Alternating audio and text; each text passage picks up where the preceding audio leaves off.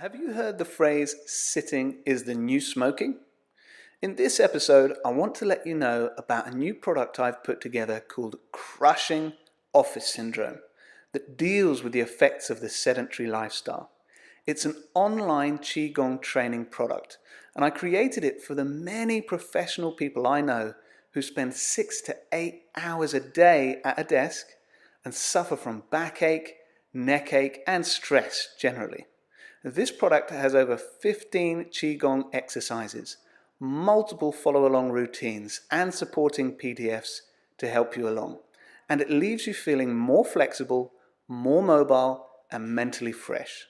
You can find a link to the product in the podcast description or visit warriorstrategy.com/products. Again, you can find a link to the product in the podcast description or just visit warriorstrategy.com/products. Thanks. Hello there, this is Robin Gamble. Welcome to the Scholar Warrior podcast. Now, the idea of the Scholar Warrior has been around for thousands of years across many great cultures. And the concept is this, that one of the highest achievements in society is to become skilled in the martial arts while also pursuing the scholarly pursuits of painting, poetry, music, philosophy, and more.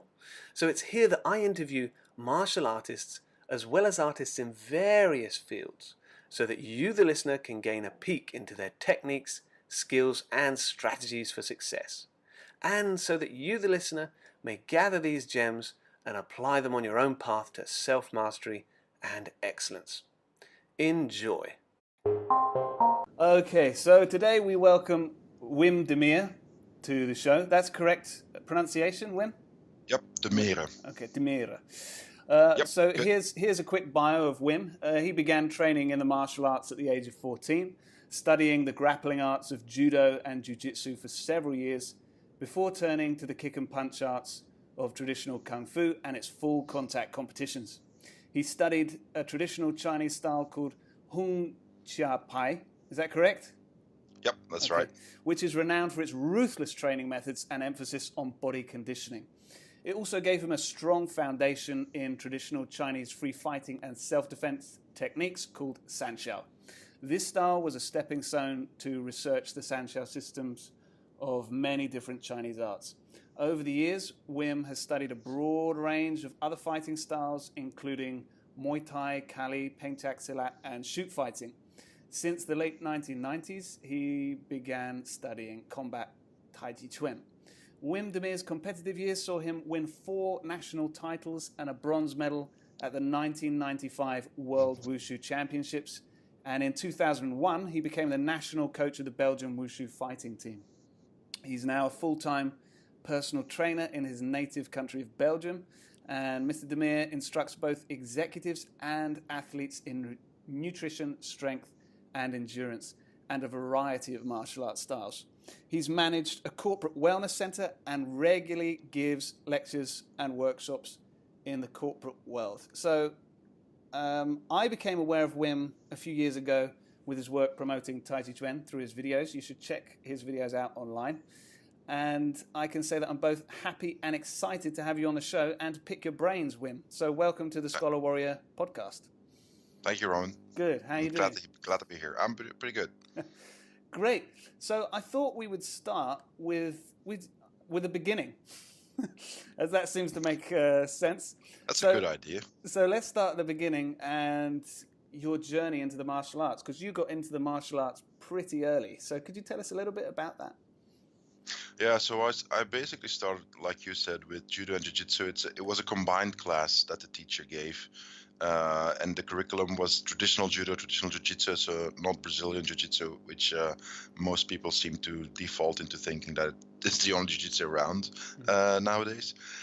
I did that for a couple of years. I got up to orange belt, so not that far, because a friend of mine from class, he told me there was a Kung Fu demonstration while I was somewhere in town. There was a fair going on, and he said, "Hey, you want to go watch that stuff?" I said, "Fine." And I was incredibly impressed by that teacher. and I signed up the week afterwards. Stopped with Judo and Jujitsu, and for many years went with traditional Kung Fu, and trained really hard at that. So, Go ahead. so what was it that particularly inspired you or got your attention? My teacher used to do these really impressive demos. He did that demo when I saw it. He must have been in his early to mid 30s then, I think. And the demo was on a parking lot with gravel on the ground, so it wasn't on mats or anything. He took off his shirt. He was, bare chested, and they would just beat on each other, and he'd get picked up, thrown to the ground. He'd bounce right back up, and they'd just go at it. It was a choreographed demo, the way that Chinese martial arts often, they often do it that way. But they would hit for real. As I would learn later on, when I would do demos with him, you'd block or you'd get hit. That was basically it. Right. And it was pretty hardcore. It was a lot more intense than anything that I'd done before, and it just appealed to me. Right. So I signed up and never looked back. So something about the hardcore approach to it. Yeah. Yeah, one of his things was body conditioning, just slamming the forearms into each other, and you'd get hit. He'd walk around with a stick hitting us, and you'd stand. We do push-ups on the fists. You'd stand on one fist, holding it for a minute or 2 minutes, and he'd come, walk along the line of students and hit you on the forearm with a stick. And if you didn't follow it, he'd hit you on the other side, and you'd probably fall then. And I mean, bunch of hardcore traditional style conditioning that a lot of people. If you do it nowadays, you'd have like police showing up for, I don't know, for some kind of abuse. They'd arrest you probably. Yeah. It sounds like some of the stuff I experienced in China. They would, it would definitely be frowned upon if that was done in England. Hitting people with sticks and stuff, and as part of the training. So that was when you were a teenager. Is that correct?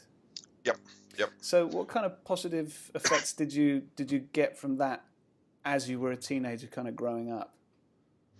I think it was just one of the most positive effects was the natural energy that you have as a young man. I could channel that very easily through that, because you know what it's like when you're a 14, 15-year-old boy. You've got energy to spare. You can go for days. And what I had is that I just could train really, really hard, be totally tired at the end of the session, and the next day you could go again. Right. I remember doing seminars, then full day seminars, and I think I was maybe like 16, 17 or whatever, and we train all day Saturday from early in the morning until late in the afternoon. I'd go out with friends, come home, pretty early in the morning, sleep for a couple of hours, and train again. And first hour you're tired, and then you go anyway. So most people, most teenagers have a lot of energy, and it's a great way to channel it, as opposed to getting into trouble, doing stupid stuff on the street, picking fights with people, getting into drugs or whatever. Yeah.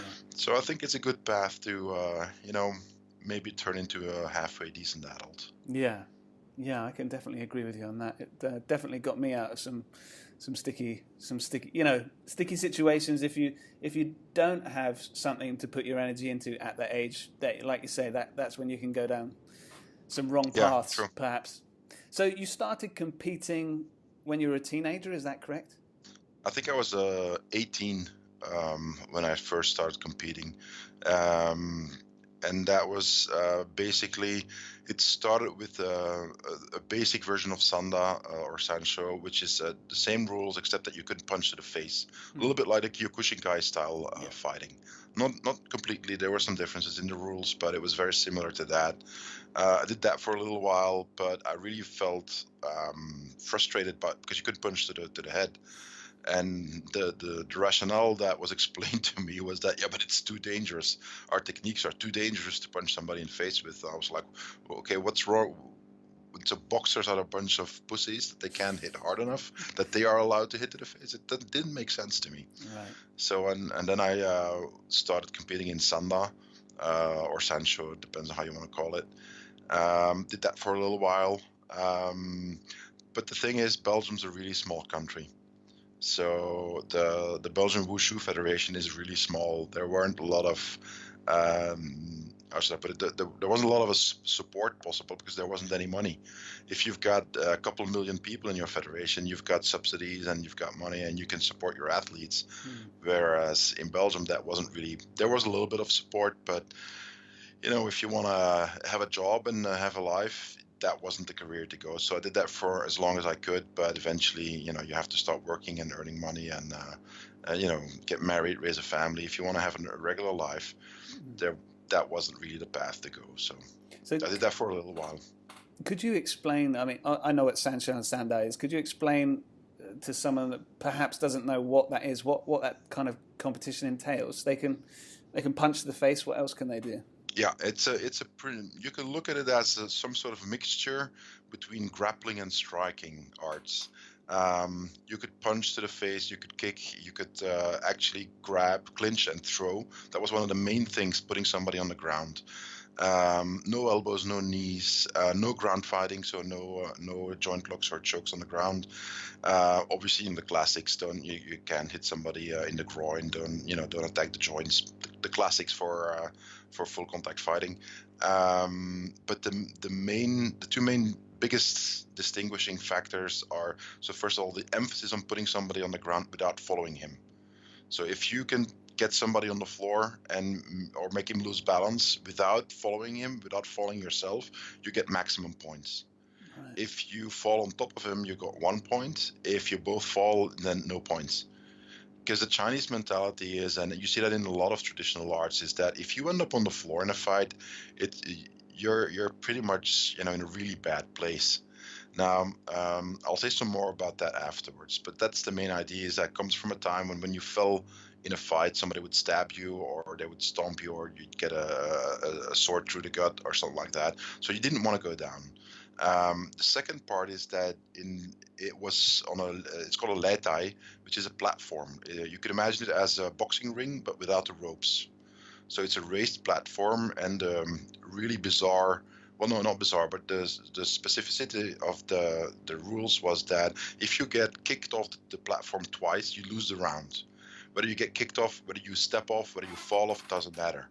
So there was this environmental factor that was really important, and that was one of the things that I thought it was extremely interesting as far as compatibility with self-defense, where the environment plays a huge role. And as a Sanshou fighter, you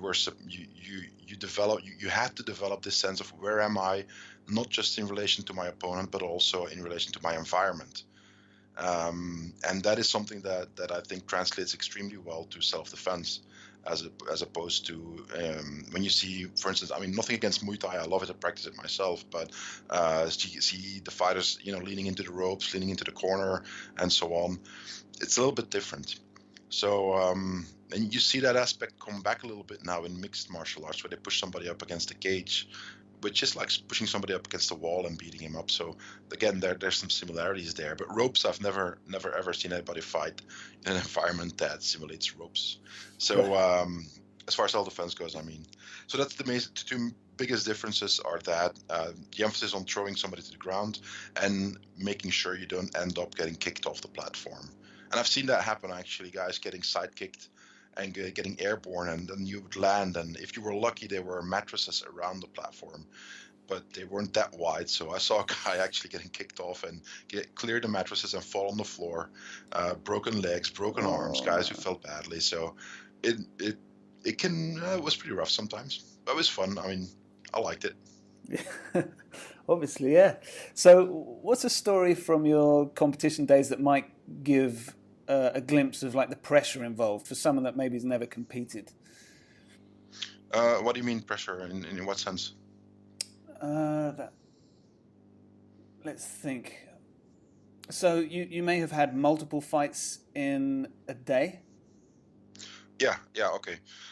Yeah, so if here in Belgium, the national championships and tournaments basically was you show up in the morning and you start fighting depending on how many fighters there were in your category. I was a light heavyweight or a heavyweight, so there weren't that many always. The lighter categories sometimes had to fight like 4 or 5 times on one day. And if depending on how they set up the rules, because that tends to change sometimes, you'd fight one round of 3 minutes.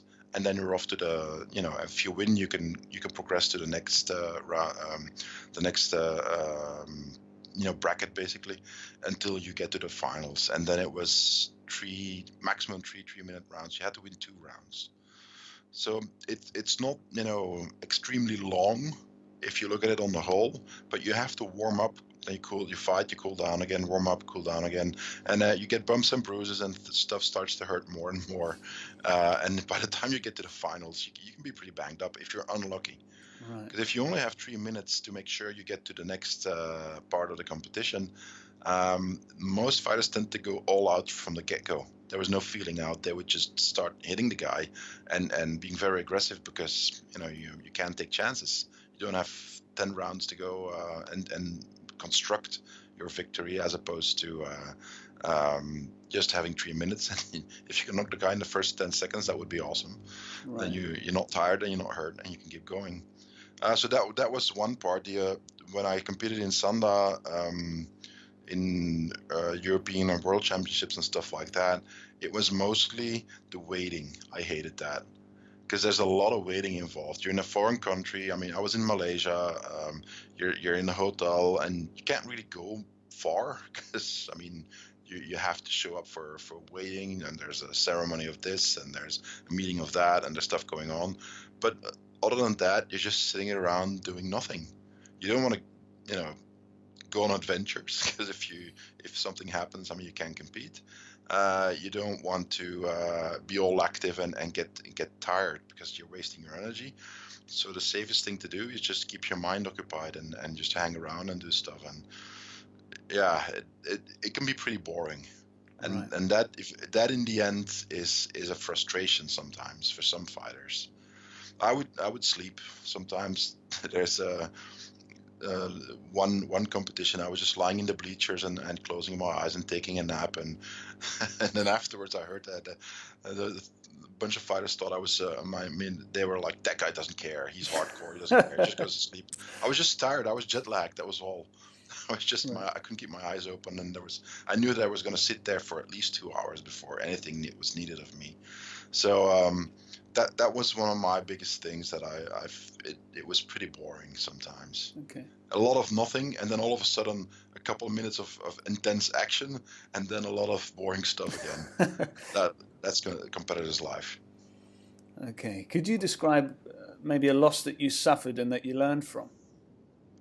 Well, I had a Russian Nemesis. There was I think his name was Japarov. And he was the Russian world champ. And we fought 3 times, and he won twice.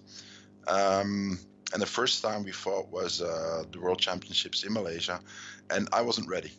That was it. That was basically it. The first time we fought was in Moscow, in his hometown.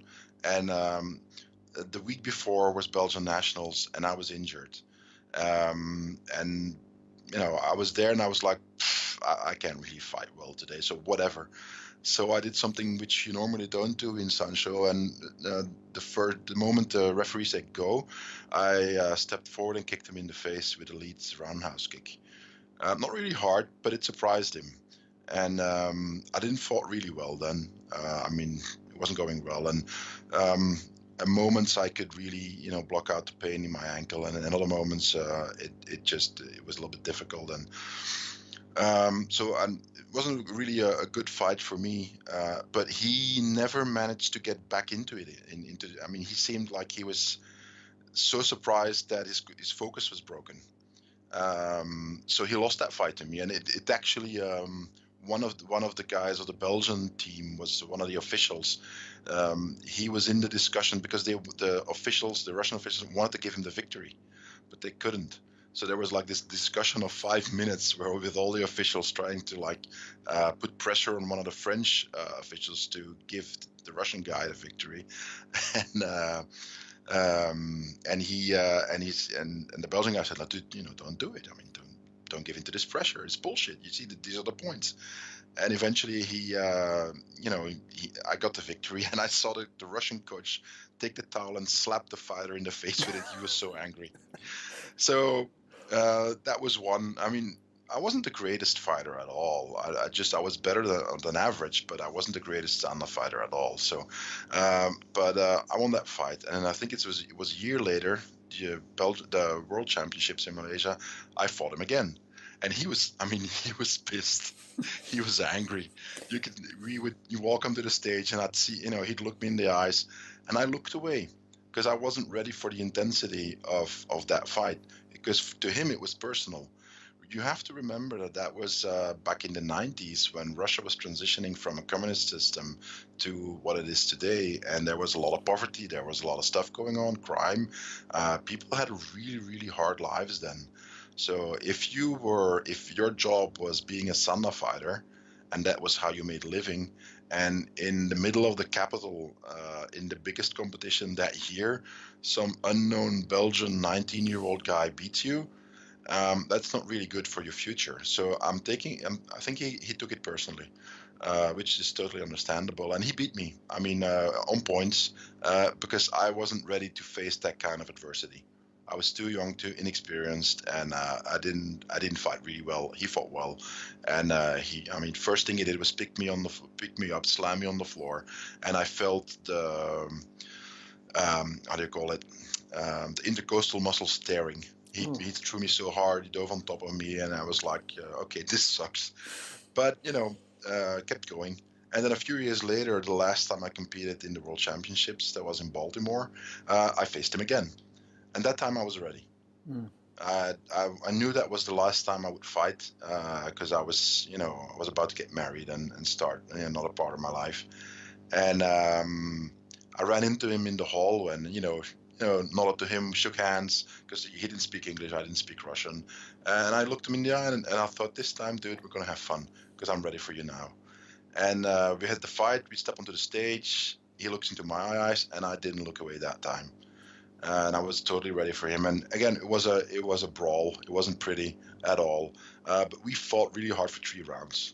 And afterwards, I was dead on my feet, but, he won on points. I consider myself the moral victor, because he fainted 3 times on the way back to the dressing rooms. He stepped off the stage, he fell down, and he fainted. They picked him up. And then a few steps more, it's same thing. And we went to the dressing rooms, and I went over to congratulate him, and he was lying on the floor, totally out of it, with the entire team around him trying to wake him up. And I just congratulated him, and because I knew I was never going to see him again. So, we fought hard, and the main thing is that it's a long story, but the first fight I won by accident, basically. The second fight I lost because I wasn't ready, and I learned a lot from that. Needed the necessity of mental training, preparing yourself psychologically for a fight, the effects of adrenal stress, and so on, and how you deal with all that stuff. That's something that opened my eyes to a different way of viewing it, because it's very different from a self-defense situation where, let's put it in an extreme case, where you're just minding your own business, walking down the street, and let's say that somebody approaches you, and 30 seconds later he throws a punch at you, tries to rob you, whatever. It's different, as opposed to competition where you've been training for months. You know it's going to happen. You know that guy's doing the same thing. He's training really hard, and he wants to basically beat you up as hard as he can. And he just might, because he's good. It's not you're fighting some idiot or some drunk at a party. No, the guy's a fighter. So the stress is different. And with these 3 fights, I learned to deal with that a little bit better. Right. There, long story. But excellent. So he provided some pretty intensive learning experiences for you, that Nemesis. Yeah. I think it's just cool that you can say I've got a Russian Nemesis. Exactly. It's just like a Sylvester movie, isn't it? I grew up at the end of the Cold War, so I remember watching the Berlin Wall fall. So I saw all those movies where the Russians were the bad guys. So, right. I'm dating myself a little bit here. Brilliant. So obviously conditioning was a big factor when you were fighting. What do you think the benefit of conditioning would be for someone who's maybe not competing? Most of all, health. that is the main reason to do conditioning.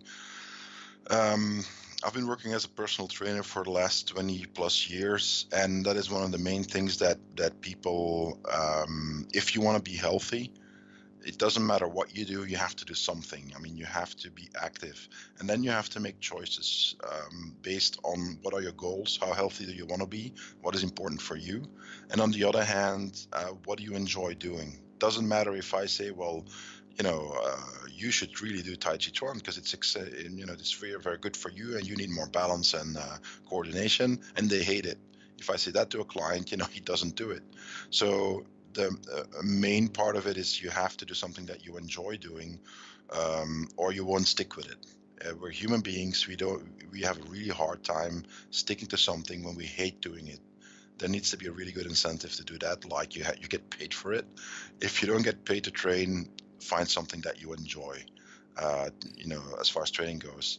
And then the benefit of that is that if you train regularly, because that's how the human body works, you need regular training. It's better to train 3 times half an hour during the week as opposed to 1 time in the weekend, an hour and a half of training. It's just basic physiology. So do something that you won't mind doing regularly, and just keep going. And conditioning is an excellent way to do that. You don't have to go to the gym. I haven't had a gym pass for a really long time. I just work out in my garage. I've got chains, I've got kettlebells, I've got elastic bands, I've got a bunch of stuff that I can do. I no longer have to be the strongest or fastest I can be because I don't compete anymore. But you can do a lot of stuff with bodyweight training and different kind of training protocols to be in excellent shape. Right. So I think health is the biggest reason that you should do conditioning. Okay. In terms of competing, why would you suggest that competing might be a good idea, like for people, like regardless of what the discipline is, if they were competing in fighting or competing in writing or public speaking or anything, what benefits do you think are kind of universal from competing? Let me put it this way. Do you know Maslow's hierarchy of needs pyramid? Yeah. All the way on top of it is self-actualization. So, and for the people who haven't heard of that, it's basically a model that Maslow created. I think it's maybe in the 60s. I think it's been going for a long time. It has received a lot of criticism the last few years, and maybe rightfully so, but that's not important. I think it's to explain certain things, it's a model that works really well. So that's why I like to still use it. As human beings, we want to feel that we did something worthwhile. Eventually, you have to do something that is a little bit bigger than yourself, and you want to prove yourself to yourself to begin with, but also in the eyes of other people. Some people have that in a very limited way. Some people, they only want to prove themselves to one person, the person they're married with, or one of their parents, or somebody else. And other people want a world stage that everybody can see them shine on. So, and those are both opposite ends of the scale. You might fall in the middle. So if you compete, whether, like you said, it could be a writing contest, could be a poetry contest, doesn't matter. That's you putting yourself out there and showing what you've got. It doesn't matter if you win or lose, but just the mere act of participating can teach you a lot about, consistency. You have to work, you have to prepare consistently because you don't get anywhere. Perseverance, because you might feel like giving up, but you have to go anyway because you entered that competition. You've got a month to go, so you have to stick with it. Dealing with stress, dealing with yourself, dealing with your anxieties, and basically it's like they often say, you're your own worst enemy, and you have to beat that enemy. Everybody has doubts. I've never thought that I wasn't scared. I've never thought that I didn't doubt myself, ever. Most people that I know who have fought say the same thing. Some of them don't like to admit it publicly. That's something else, which is perfectly fine. But I think fighting's dangerous. I mean, you get hurt and you get killed fighting. So if you don't think that, you don't feel any stress or anxiety at all when you fight, you might be, maybe there's something wrong with you at that point, or you've been conditioned so much that you don't even feel it anymore. That's another set of problems in and of itself. Or you might be one of the 1 or 2% of the population that's a functional psychopath, and that part of their brain just doesn't work. I'm only half joking, basically. But I think it's an excellent way to basically test yourself, and you grow out of it. You grow out of the experience. You learn stuff about yourself, about other people, and you might actually learn that you never want to do it again. It's perfectly fine. But I had one student who wanted to compete, and I think he was in his late 20s, I think, when he competed, and he said, I just want to do it. I just want to see what it's like. He didn't feel the need to get far, and he fought one fight and he lost on points, and he said, that's it for me. I don't want to do, because he could have gone to a second fight to go for fourth place, I think, and he said, no, I don't feel like it. I said, are you sure? Because I mean, you don't get a second chance at this. I don't want you to regret it afterwards. And I said, no, I'm done. And he wasn't negative about it. It was just that, okay, he wanted that experience. He got it. He trained for it. He prepared. He fought. He did okay. And he said, that's it for me, which is perfectly fine. And he never competed since. So it's a bundle of things, I think, the benefits you get from that, and the reason why you might want to try it. Okay. Carrying on in that vein, do you find there's a difference in the effectiveness between martial artists who have competed in full contact and those who haven't? What effectiveness in what aspect? In what context? Their ability to defend themselves effectively, their stamina, their experience, their power. I would summarize it with their ability to defend themselves. Yeah.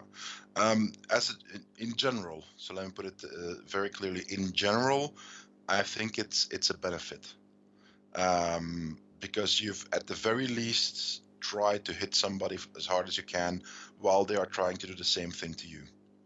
So that is an experience that you can't fake it in training. You can get close, you can simulate that sort of feeling in training, but actually facing it's not the same thing. It's the exact same situation when you see soldiers trained for combat and they are put under tremendous stress in boot camp, and the instructors are getting them ready for war. And then if you ask them what's the difference when you went to war and you came back compared to your training, well, obviously training helps, but it's not the same thing. So in that regard, I think there's a marked difference between people who have competed full contact and those who haven't. That said, there's also a danger. One of the things I've written about extensively, to the point that I'm no longer writing about it because I think I've been around that block too many times already, is the differences are just as important as the similarities. Yes, you hit full contact, and when you have to do when you're in a self-defense situation, so you hit hard as well. Those are the similarities, but there are many differences. The differences are equally important. That is something that is glossed over, in my opinion, by too many sports fighting martial artists. The last couple of years, they started having these weird, mostly in Russia, basically, competitions where it was team fighting, where there's 5 guys fighting 5 guys, and it's multiple guys hitting one guy, and so on. That's the first time that I've seen anything that starts resembling the potential issues you have in a self-defense situation. And one of the biggest ones is multiple opponents. And it doesn't even have to be the guy's friends showing up. One of the things that happens a lot in such situations is that 2 people start fighting, and you've got what I like to call the hyenas. And there's a bunch of people hanging around looking to get a free shot in. And when they notice that they've got an opportunity to hit the guy unpunished, regardless of who it is, somebody walks in and it just clocks you, and you end up on the floor, and the guy you're fighting might get back up again and just stomp you into the hospital. So that's one thing. Weapons. There's not one professional combat sport where you're fighting with weapons, in particular where you don't know if the guy has a weapon or not. Whereas in self-defense, that's one of the key things to look for. The assumption that your opponent has a weapon or that he can pull one changes your tactics, changes your techniques. You don't get to train like, well, this is unarmed combat, so it's just self-defense in this particular version, and then think, well, if he pulls a knife, I'll do a whole set of other things, other techniques that I'll suddenly pull out of thin air. You don't get the time to make those kinds of switches in many cases. Sometimes you do, but in many cases the true danger lies in the guy pulling a knife on you, and you never see the knife until he uses it, which is what a more experienced attacker will do. It's the inexperienced guy, or the guy, for instance, who is threatening you, but he doesn't necessarily want to stab you, who pulls a knife and displays it. Then he's using it as a negotiation tool. It's the guy who wants to hurt you and kill you. He'll hide the knife, and he'll close the distance, and he'll stick it in you. And the only thing you notice is it looks like he's punching you in the gut. I had one student who had that. He was faced with a guy with a knife, and he didn't know he got punched. And to him, it felt like a punch in the gut. And then he saw the guy with a knife in his hand with his blood on it. And the guy missed his liver by half an inch, so it was really lucky, and he didn't have any consequences of that wound. But that's something that you see coming back very often, that people don't realize they're cut or stabbed until afterwards. Right. So that's what I think one of the main differences. That kind of stuff is totally irrelevant in Muay Thai, in MMA, in kickboxing, or whatever. It's irrelevant. Nobody has to take that into account. There's a bunch of grappling techniques that you can do, and it's perfectly fine if weapons aren't in place. I gave a seminar in the Netherlands a couple of months ago, and that was one of the things that came up. And what I'd like to do is do case studies. I show a couple of videos of actual encounters, and then we do we discuss it, and we look at what you can learn from that. And I can't remember the context, but it ended up that somebody talked about, knife on the floor. I said, fine, okay, you lie down on the floor. I've got a practice knife. I'm in mount position. I said, okay, grab hold of my hands, do whatever, however you want. I said, are you ready? And, when he said go, I'll start, trying to use a knife on him. And he asked, what can I do? I said, whatever you want. Go as hard or as fast as you want. You can attack me any way you want. I think it took maybe 10 seconds before I got the knife to his throat. So it's not that I'm so good, it's just that in that context, in that situation, it's really, really difficult to not die. And it's one of those things that people often forget, is that, again, context is everything. And this is one of the things that I learned many years ago from another martial artist. And he said, he was talking about in Filipino martial arts, Kali, Arnis, they often start training with a stick, because one of the reasons behind this is that the stick is a universal weapon. It has many similarities to a knife, to a machete, to a sword, to any other things, but it's a safe way to practice, and it's an easy way to practice your techniques. And then they translate those techniques into empty hand, into those other weapons, and so on. But the main thing is this. What my friend said, he said, it's true, but the differences are equally important between those weapons. If you hit with a stick on another stick, it's one thing. Try using that Arnis stick onto a machete. Right. Do the same strike. He does the same block or whatever. See what happens. And do it against a well-sharpened one, a razor-sharp one, and then do it against a blunt one. See what happens. And those are the differences. And that's where the true learning begins, where you look for the differences. And one of the big differences between self-defense and combat sports is that there's a bunch of factors that never come into play in a combat sport, but are critical in self-defense situations, such as weapons, such as multiple opponents, such as environment, such as legal considerations. I don't want to go to jail for supposedly self-defense, because I defended myself a little bit too effectively. And there's lots of factors that are involved there. So, Again, a long answer, but I like to be a little bit more nuanced as opposed to giving those blanket statements. right. Yeah, good, thorough answer. So, if a traditional or a sporting martial artist perhaps wanted to think a little bit more from the self-defense aspect, what considerations, if you were to give maybe 2 or 3 considerations, should they perhaps start thinking about or start incorporating, do you think, which would perhaps preserve them a little bit longer if they were in a self-defense environment? So you mentioned weapons, for example. They should perhaps presume that someone has a weapon all the time. When you say it like that, people often think, well, that's just paranoid, and that's not what we're talking about. The thing is that the assumption that the other person has a weapon is there to avoid you doing things that get you killed if he does have one. Because, like I said before, somebody who knows how to use a weapon will not display it. He will hide it, and he will get to his weapon and start using it on you before you really know what's going on. So if you have a technique that only works if, for instance, let me give you an example. Basic blocking that you see in boxing, in mixed martial arts, in Muay Thai, where you just bring up your arm to shield your face. And if somebody hits you with a big looping punch, that's fine. That works great. If somebody hits you with a big looping punch with a knife in his hand, it's gonna stick. It's gonna go through. And that is what I mean. Now, is there anything wrong with that block? No, it works perfectly fine for what it is designed to work against. But it doesn't work if somebody has a knife in his hand. Now, if you live in a really rough area, and fights are common and weapons are common, and that kind of stuff happens, maybe you shouldn't assume that a block is all you need.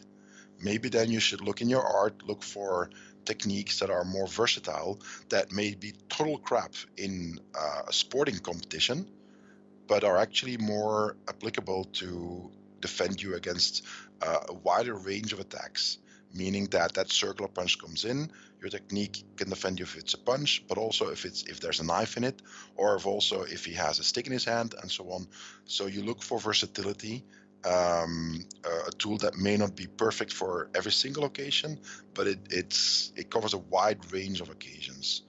And pretty much every traditional martial art has that kind of stuff in it that I've seen, but you have to look for it. That's one aspect. And the other thing is breaking out of your tradition. My Kung Tao teacher, who passed away recently, Bob Orlando, he liked to say that there's nothing wrong with tradition as long as it's a living tradition. Doing something because, well, that's how we always did it, is often, in my opinion, and the way he described it, it's not that great of an idea, because you lose the valuable information. The lesson is there. Why did we have fairy tales throughout history? They're cautionary tales. Don't go into the forest at night because you might get eaten by the big bad wolf, and so on. It was nonsense, but it scared the kids, and they wouldn't go into the woods because they were scared. Yeah.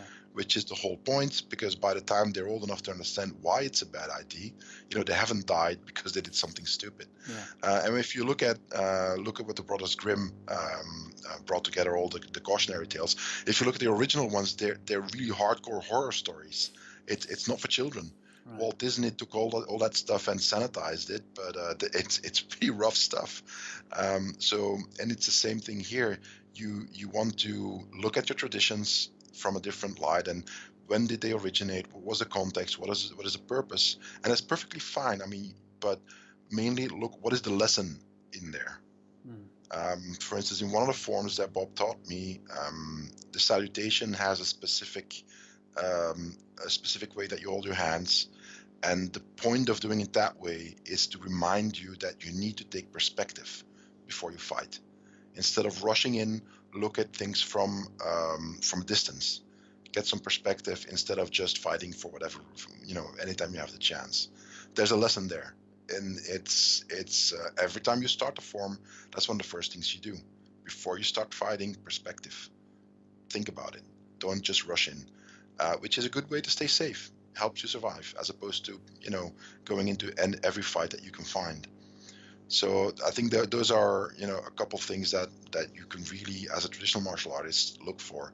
Is find stuff that is versatile, that works in many different contexts, as opposed to in the Tai Chi Chuan style that I have, we have a technique that is a defense against the traditional Shaolin style double palm strike attack. Apparently that was common back in the day in China. Right. Because they made a technique to defend against it. I've never ever seen anybody use that in the West in a fight. I've never ever known anybody who said, well, I saw that. Never. So as far as that goes, that technique isn't really something that is something we can use nowadays. However, there's two things. There's a lesson there. Smart people will attack on more than one front. They'll do a low line and a high line attack at the same time, or following each other. And the mechanics can actually be used for a bunch of other stuff against techniques that we will encounter today. So it's not wasted, but there's a lesson there. And if you practice that technique over and over in a rigid fashion, always against that double palm strike, well, you're training for something that the likelihood of that happening is extremely small. I mean, again, I've never seen it in all the decades that I've studied violence. I've never seen it here. I've never seen it in China either, or from what I've seen in CCTV footage. I don't know if anybody still throws that attack, but that doesn't matter. The value is in the lesson. You see, I mean, I don't know if I'm making this clear, traditional stuff is fine. The context is find the value exactly. Right. It's all about the context, right? And I think perhaps a lot of the traditional martial arts get a pretty hard time lately because they are taken perhaps maybe way out of context. Because the gold standard for anything working is does it work in an MMA cage? That's the gold standard, and if it doesn't, then it's irrelevant. So, which is a way to kill the conversation, and which is total nonsense. Because any knife fighting art is totally useless then, because it doesn't work in MMA. Right. Because they don't use knives. It's silly reasoning, and as if competition is the one and only true test of any martial endeavor. It's nonsense. In the style of Tai Chi that I practice, we have spear fighting, because spears have been used for centuries, for millennia in combat, and it's something that is in our heritage. Now, I don't think that I'll ever use a spear to actually fight, but the lesson is still there. There is no spear fighting in MMA. So how does that validate anything we do? It's nonsense. Yeah. Same thing for unarmed stuff, unarmed techniques. I've written about this extensively, so I don't want to rehash everything, but look at the number of fouls that there is in the unified UFC rules now. There's the unified MMA rules that the UFC basically promoted, and they're pretty much followed all over the place, barring some exceptions. Look at the number of fouls, things that you're not allowed to do. Now, that doesn't mean that if you use all those fouls, you can beat an MMA fighter. That's not what I'm saying. What I'm saying is that there's a lot more than mixed martial arts. And I'm old enough to remember when Muay Thai started becoming popular, and then it was the same discussion. All the karate guys, all those guys were like, no, this is bullshit, because they don't know how to kick, they punch silly, and we hit harder, and blah blah blah. And I was there. It was late 80s and early 90s. I was there. I saw those discussions. I read the magazines, and I distinctly remember American kickboxing champions, so full contact, no low kicks, only kicking above the waist. They were like, the low kick is bullshit and doesn't work, and I'll just use my side kick to kick over him and keep him at a distance. Right. Okay, fine. And then they tried that. Yeah, we saw those fights. Yeah, they came to Europe, in the Netherlands and France, where a lot of the Muay Thai in Europe really started, and they got their butts kicked really, really hard. Yeah, and their legs kicked to shit. Exactly. And you see those guys. One of the best examples of that is Rick Rufus, who was a well-known American kickboxer, against what's his name, Gertjongtit, the Muay Thai champ. And that was a fight in LA. It ended in riots, if I'm not mistaken, because he leg kicked Rufus basically, I mean, for into rounds oblivion. straight. Yeah. Yeah. And that was the first time, if I remember correctly, that the large public in the US discovered Muay Thai, and they were like, "This is nonsense, and that's just a soccer kick, blah blah blah."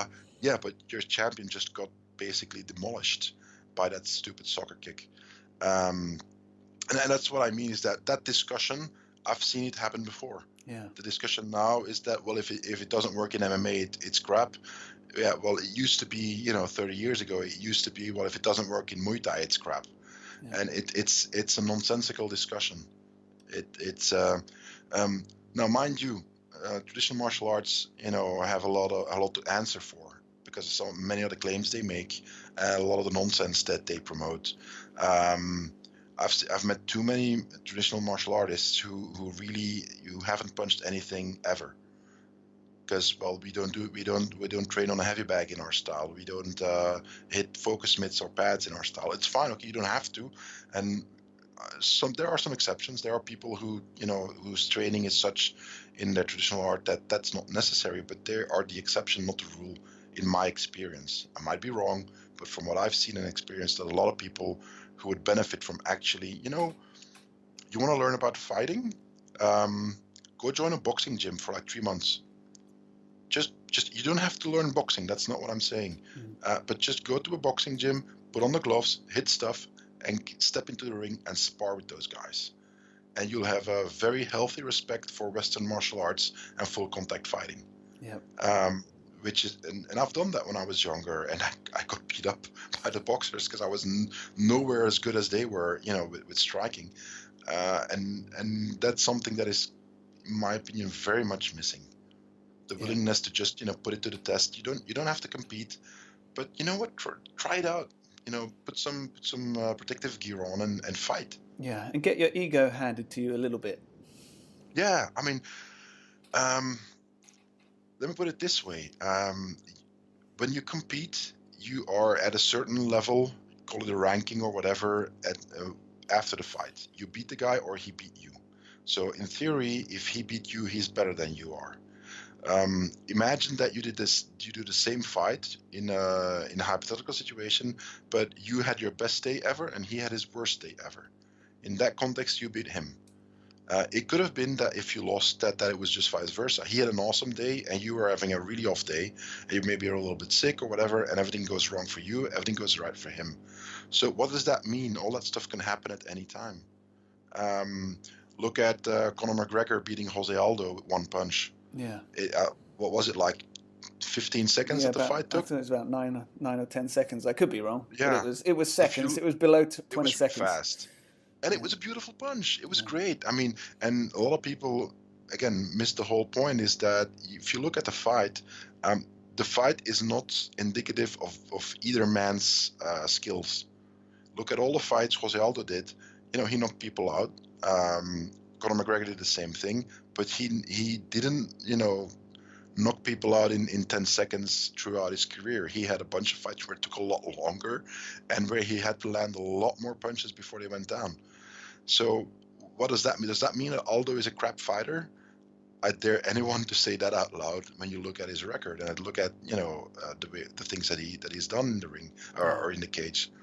So it's a lot of the discussions that I see sometimes on that front really don't make sense to me. Yeah, people have very short memories, I think. Yeah. Generally. I mean, look at like Anderson Silva was, the greatest fighter to ever live, and then he had a couple of losses, and people just forget about him or whatever. So people have got short memories. Hey, I'd like to pick your mind on some stuff that maybe listeners could pick out of you. And I've got your book, The Fighter's Body. I got really more interested in diet the last couple of years, but I'm thinking, in terms of diet, are there any principles that you kind of consistently follow that may benefit people? In writing that book, there was a lot of work. I mean, this is the first book I wrote with my co-author Lauren Christensen. That was a huge amount of study that we did and research and finding information. I think the book came out 15 years ago. So some of it might be a little bit dated. The overall thing that I think is important is you have to find something that works for you. You're different than I am. You have a different body, different system, different metabolic rate, and so on. Different tolerances to certain foods. You might have certain allergies that you're not aware of, and so on. I don't digest red peppers at all. And it wreaks havoc on my body. I can't eat it.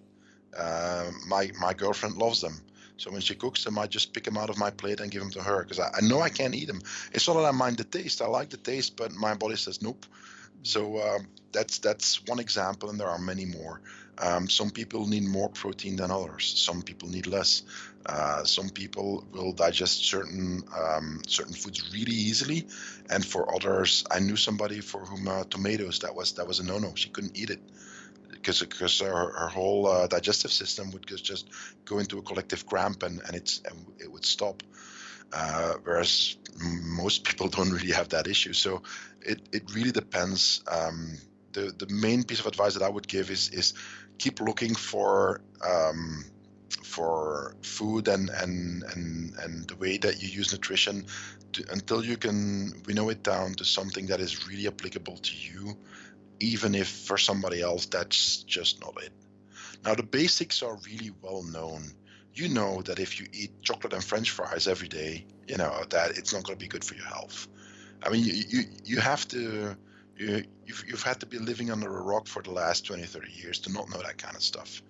There's, fat has got a bad reputation, so that's slowly changing again. That, the good fats are deemed, okay again now. The last couple of years, that's coming back, which is something that we've known all along. But then we get to the whole food industry, which promotes certain things that may or may not be good for you, but it's good for their pocketbook, so it gets promoted anyway. We know that sugar, refined sugar isn't really, really great for you. So the problem is that it's in almost every food you eat, it's in there. Way too many processed foods. It could just be lunch meat that you put on your sandwich. It's in there. A lot of that stuff is really bad for you. And the last part is that I touched upon it already. The food industry is not what it used to be. It's a long story, but I'll make it shorter. In the Second World War, soldiers needed to have food on the battlefield, and stuff like corned beef that was made. It's not nutritious. It's spam. It's not really good for you, but it's dense in calories. If you look at it, the packaging, it's a really small tin can with not that much food in it, but it's so filled with calories that you could survive on a battlefield with it, which is awesome if that's what you need. But that's no way to use that in a diet for daily life. That was never intended to be. And if you look at what happened then is that this whole industry got started to supply soldiers on the battlefield with lots of calories, and then industrious minds thought, well, this is a good idea. Let's make this the default. And now we've got a whole food industry. I'm exaggerating a little bit. Not everything is bad, but there's a lot of stuff in our food nowadays that people take for granted and think that, well, this is good for me. No, it isn't. I had an example of somebody, a mother. She had 2 kids, and she would give her children, who were, I think maybe 6, 7, 8, I don't remember, these fruit bonbons to school. And because they were flavored orange, apple, pear, banana, whatever. And she said, yeah, well, then at least they have some fruit that day. Wow. She didn't understand that there was 0 fruit in that bonbon. Wow, it was really? Just candy. Yes. But it has, on the packaging, it says that there's apple. It's apple taste. So there must be apple in there, right? Right. Now, again, this is an extreme example of something that we see a lot, is that people have no idea how the food is prepared. The brother of my girlfriend, he works in the packaging industry for the food industry, and he's seen how they make certain foods. Yeah. You don't want to know. Yeah. I think there's only 2 kinds of of ham that you can eat that is actually from the animal itself, and all the rest is this broth that they boil, and they put a bunch of crap in there, and they put it into they pressure it so it sticks together, and then they give it a coloring that it looks like meat, and they slice it up in a form that it looks like it's meat, but it isn't. It's just this broth that has a little bit of the original animal in there. So all that stuff we take for granted. If you don't know what's going on that front, it's easy to think, well, I have a healthy food habit, but you don't really. So it's getting complex. You got to educate yourself a little bit. Yeah. Don't go nuts though. Don't go overboard. A lot of people are into food conspiracies and don't start go to extremes, but just find some good middle ground. Okay. Is there any tactics or strategies from martial arts that you find yourself applying in other fields or other disciplines that you're involved in, personally or professionally? It's one of the things that I teach actually. For the last few years, I've more and more started working with companies and doing exactly that. I give a series of workshops, which is called, the umbrella term is martial manager. And the idea is, how can you, as a professional in whatever company you work, in whatever industry, how can you use the information and the skills and the knowledge that we have in martial arts in your daily business life? And that is many things. It can be going from stress management. What is adrenal stress? How does that work? How does that affect you? How can you manage it? To how can you, for instance, prepare yourself for a difficult meeting, which can be very similar to how you prepare for a fight if you've got a competition coming up in a few months. So there's a bunch of similarities, and the main topic is that if you look at what is martial arts in essence, it is conflict resolution. There's a violent conflict, and you have to find ways to resolve it, preferably where you survive. So that's a specific way of looking at a problem. In the business environment, in work, you are encountering conflicts all the time. Example I often give is, if you're in sales, the archetypical conflict of sales is you want to sell as much as possible at the highest possible price. And your prospect or your client, he wants to buy as much as possible at the lowest possible price. That is a conflict. You have to resolve it. There's a bunch of strategies you can use. There's things you can do, but that is the basic conflict. You can be in conflict with your coworkers. You can be in conflict with management. You can be in conflict with suppliers, with the government, with the press. So you can be in conflict with your wife because you were working late so long and she's tired of it, and you missed, one of your children's recital or school play for the 10th time. And again, all work related. And there's a bunch of information in martial arts that you can actually use for that. Right.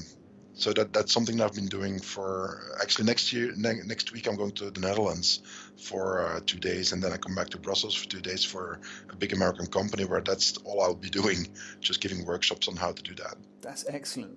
That's excellent. So obviously you do implement that in your daily life, and now you're teaching others to do the same. Yeah. Okay, I'm going to fire some bonus questions at you. So okay, go ahead. Okay, so what's your typical daily practice? It depends. It used to be that I would work out at the very least 1 to 3 hours a day. But a couple of years ago, I had some health issues.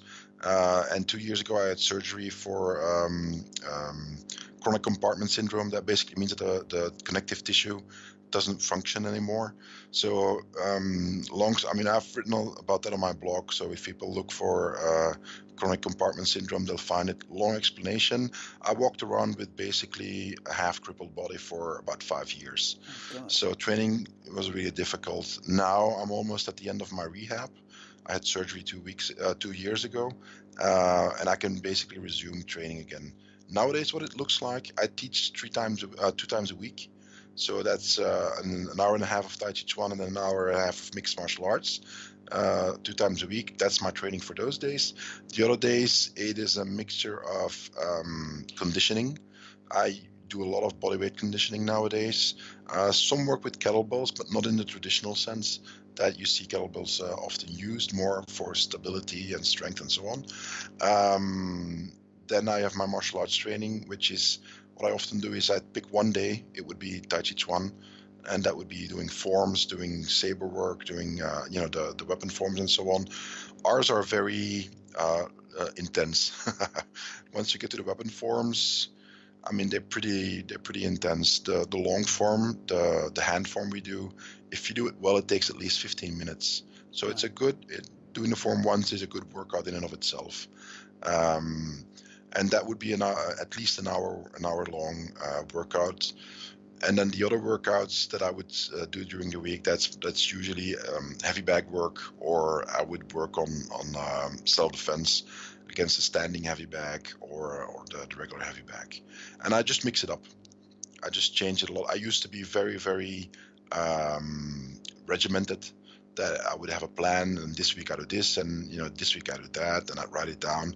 And now I'm a little more free-flowing, just what I feel like. But I listen to my body. If I'm still sore from having a really intense workout, then the next day I'm not going to push it. My body has let me know that it doesn't appreciate that. So I'll do something lighter then. Fair enough. Okay, next question. What are your first actions in a zombie apocalypse? Kill all the people I hate. No, just kidding. So you're going to be in the streets looking for people. No, that's actually, I read that online somewhere. There was a meme about that, is that, somebody said in the zombie apocalypse, you're the first one I'll kill. I thought it was really funny. I'm a big Walking Dead fan. Actually, if I'll take your question seriously. Yeah. Okay. First thing I'll do is make sure I get to my kids. Right. So I'm divorced. They don't live with me full time. So I'd have to get to my kids and make sure they're safe. And the second part would be make sure that you survive the first 3 days, which is when most people will die. Right. Oh, it sounds like you have thought. No, I suppose that's logical, isn't it? No water, perhaps no water flow. Actually, there's a blog post I wrote about that. What you can learn from The Walking Dead. Look it up. I will do. I wrote that a while ago, and a lot of people didn't get it at first, but near the end you get it. Okay.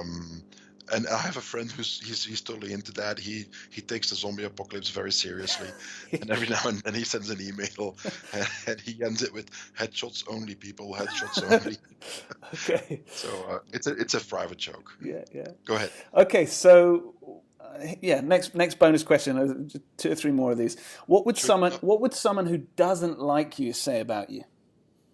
That I'm an arrogant idiot who doesn't know what he's talking about. Okay. I'm fairly outspoken about many of the things that I write about and that I say. What I try to do is give a nuanced opinion. A lot of people nowadays do not want to hear nuance. It needs to be black and white. I think this is one of the key problems in modern society, is that there's no time to look for a nuanced opinion. Yeah. Very few fields are black and white. Whatever you study, it's rarely black and white. If you talk to experts, what you almost always hear is that, well, that is true, but there's also this and this and this that is involved, and if that factor changes, well, this here is also an influence, and blah blah blah, and they rarely state something as a certainty. Yeah. They always look at the whole. I think that is one of the key things where I run, people who really don't like what I have to say, because I try to do it that way. Now, sometimes I'm a little bit harsh in the way that I write it. When I see something that I think is bullshit, I'll tend to say it, but I'll say why. I won't say this is bullshit. I'll say I think this is nonsense because this and this and this reason. And if somebody disagrees with me on that, that's fine, but then give me the reasons. Tell me why I'm wrong. Which is, I have a good friend.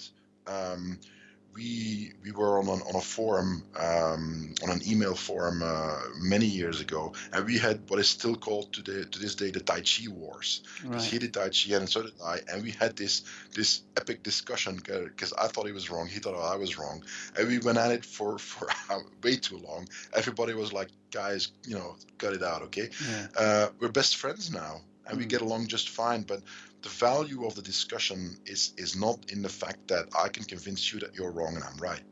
The value is in the exchange that we have, where I actually have to defend my position and you have to defend yours. And by doing that, I'll often clarify things to myself, the points that I use, because you attack them. Yeah. You attack my points of logic and or my facts that I present, and I have to make sure, well, am I actually still right? Or maybe things have changed, or maybe I haven't considered this. And that is the true value. And at the end of the day, at the discussion, we have to be able to say, we still disagree, but that's fine. Yeah. Now, if you start with homonym and calling me, all bunch of names, I will like, okay, whatever. There's no point arguing, because you don't want to argue. You want to call me names, which is fine. You can do that, but then I'm not going to waste my time talking to you. Yeah, I'm amazed how quickly people come to conclusions without actually listening to points. Or just like clickbait headlines. When there's an extreme headline, you click on it and then you read the other. Well, no, actually, the headline's not true or accurate in any. In any way. If you want to see that in action, post a video of whatever police shooting in the US on your Facebook page and give a comment. Yeah. And if you want to do something interesting, give a comment pro police, and then give a comment against police on another page separate. Right. And look at the comments. People will hate you. Yeah. Absolutely. It doesn't matter what you say. If you say, well, the officer was justified in the shooting, a bunch of people will jump on you and kill you over your opinion. And if you say, well, no, that man is innocent, that officer was crazy, he's a killer, other people will jump on you and kill you for that opinion. And it's the same you, and it's the same video, but people don't want to hear, well, maybe. Yeah. That's the biggest thing, well, maybe. The best thing that I can recommend people is a friend of mine, Mark Animal McYoung, is a very well-known author and self-defense specialist, basically, for many years. He's one of the founding fathers of the modern self-defense movement. Follow him on Facebook, read his books, read his stuff, because he will give you that nuanced opinion and tell you about the factors that you also have to take into account. And then when you follow him and your first reaction when you read something he writes is, well, this is nonsense, recognize that you are becoming emotional. Recognize that the part of your brain that is now talking is not the rational part. If your reaction is that, well, this guy is getting me angry, getting me upset, you are not thinking logically. You are thinking with the emotional part of your brain, and you're actually forming an opinion based not on what he's writing, but on something that happens because he goes against beliefs that you hold. Yeah. And that is very hard for us as human beings to let go. If we're confronted with something that proves us wrong, or that might prove us wrong, or that forces us to look into the mirror and face ourselves, we're really bad at that as humans. Absolutely. Okay, I'm gonna move on. What's your favourite quote? Which seems a little bit contrary to you're talking about nuanced approach, and now I'm going to force you to just quote something. But do you have a favourite quote? Not really. Maybe one of my favorites is I'm here to kick ass and chew bubble gum, and I'm all out of gum. Because if people remember the movie, that's one of my favorites ones. And the other one is Jack Burton. Yes, sir, the check is in the mail. Big Trouble in Little China. I'm dating myself. I'm old. Well, old is not the word, but that's a long time ago. Big Trouble in Little China is that's an immortal film. Yeah, I think it's one of the best movies ever. It's hilarious. I've been showing. My kids are 14 and almost 16, and I've been showing them 80s movies, and they love it. Yeah. And that was one of them that they really loved. They were. No, I don't really have favorite quotes. I'm just kidding, basically, with these here. Fair enough. Okay, last bonus question before we round it up. What's your biggest or weirdest fear? Fear of falling. I regularly have. No, regularly is too much, but when I have nightmares, it's very often that I'm falling. I've written a bunch of studies about that, and a bunch of psychologists have told me all sorts of explanations about what's wrong with me and what that fear is all about. They never agree. They never agree on what is wrong. So you've got a broad spectrum of problems. I'm sure I do, but that's something that seems to happen a lot. Actually, in my subconscious mind, apparently, puts me on a precipice whenever it can, and then if this sentiment of you're gonna fall and die, that's one of them. In a more concrete sense, what mostly worries me nowadays is the way I see modern Western societies evolve into something that I think is untenable.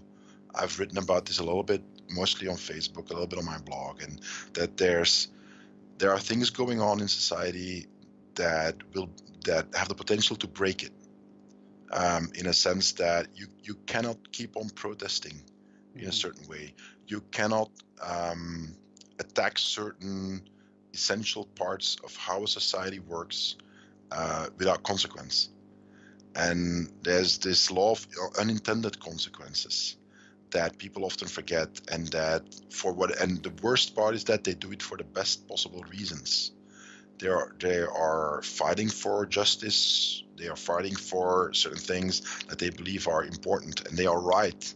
But it's the way they do those things that actually cause damage that they don't understand the extent of the damage they're doing. This is a little bit vague. It's hard to go into detail without talking for 3 more hours. For another podcast. Exactly. But there's a lot of stuff going on in the United States nowadays with the elections, but beyond that. But here in my country, in Belgium, there's a lot of stuff going on as well. Just to give you an example, last year, 40% less office space was rented or bought in Brussels, the capital. Right. 14%. 40. Almost half. 40. That's a lot. There's something going on there. It fits in the larger picture. It's not just one reason. There's a bunch of reasons. But that has a huge impact on the country, on the economy, on the city, and all the surrounding suburbs.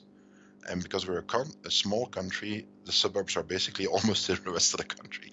So that's one factor. There's a bunch more. And what I've seen, and what a lot of other people also have seen, is that there's this stuff going on that has the potential to create huge problems in society that might just all come together and create pretty much a perfect storm. Right. And if you study history, then you'll see that this has happened before. Right. So general societal issues going on in the Western world is causing you anxiety at the moment. Well, mostly that, anxiety in the sense that I really hope it doesn't happen.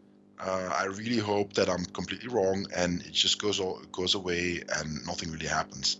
But I'm a Boy Scout kind of guy, so let's prepare. So I'll take it into account. Let's put it that way. Okay. Well, let's round up. What's the mission for the future? Lots of stuff, lots of work. I'm writing again a lot more because I've been so focused on my rehab for the last couple of years. I haven't done a lot of writing. I just finished one book, the leg kick book, which is one of my favorite techniques. That's done. I'm doing revisions. Then I have to do a bunch of pictures and editing, and that's the whole process of making a book that takes a little bit of a while. But I hope to publish that as soon as I can. The next book will be Boxing for Self-Defense, which is something I wanted to write for a long time. I absolutely love boxing. At heart, I practice traditional martial arts, but I love boxing. It's one of my favorite arts. I think everybody should spend at least 6 months boxing if you do martial arts, because you'll learn so much. That's next. I might do, if I have the time and if it works out, I might do a book, a small ebook in between, and that will be about how to conquer your fear of fighting. It would be a small book, just a quick guide, maybe 50 pages, something along those lines, ebook only, because I've got a bunch of stuff already written about that, and it's just finishing it up. And then I've got lots more. I've got half a manuscript for self-defense tips for men, how to stay out of trouble. There's not one fighting technique in it. It's all other stuff, how to avoid violence. I've got a bunch of stuff on knife defense. And the ideas for that book is basically working on from examples. I've asked people to just tell me what happened. I faced a guy with a knife this, or I was robbed and that happened, and then trying to draw lessons from those incidents. and basically try to find some common ground and common information from that. Excellent. So that's what's next. And if I have time, I'll write some more fiction. Very good. But it's all about a matter of time. Every now and then I have to work, and I can't write. Wim, where, how, who? How can people get in contact with you? Where should they go? Well, my official site, wimdemeere.com, is basically a placeholder. So people can go there, but there's not much going on there. That's just people can find me there and the services I offer. Wimsblog.com is my blog, and there's a lot. There's hundreds of blog posts there, a bunch of articles. So there's a lot more information there. I'm on all the social media. I'm on Twitter, I'm on Instagram, and so on. But the best place to catch me is my Facebook page. Right. Don't go to my personal account, because I will not friend you. It's for friends, close friends and family only. My Facebook page, anyhow, is where I spend the most time on social media, and I post almost daily there. Excellent. Lots of stuff that I find, and some discussions about things, and I post some pictures of me with a dog or whatever. But also a bunch of videos, and then a quick analysis of, here you see a guy getting attacked in the street, getting mugged. Okay, here are a couple pointers. Maybe we want to consider that. That's the best place to find me, basically. Yeah, highly recommend liking Wim's page and also reading the blog, because there's tons of very, very good content on there. So, Wim, what remains is to thank you for your time and for the excellent points. So, thanks a lot, Wim, and maybe they'll be around too at some point. That would be great. Well, just let me know, and we'll set it up. Beautiful. Hey guys and girls, before you go, I want to tell you about the Mindfulness for Modern Life bundle I've created for you. You can get this for free when you sign up for updates at warriorstrategy.com.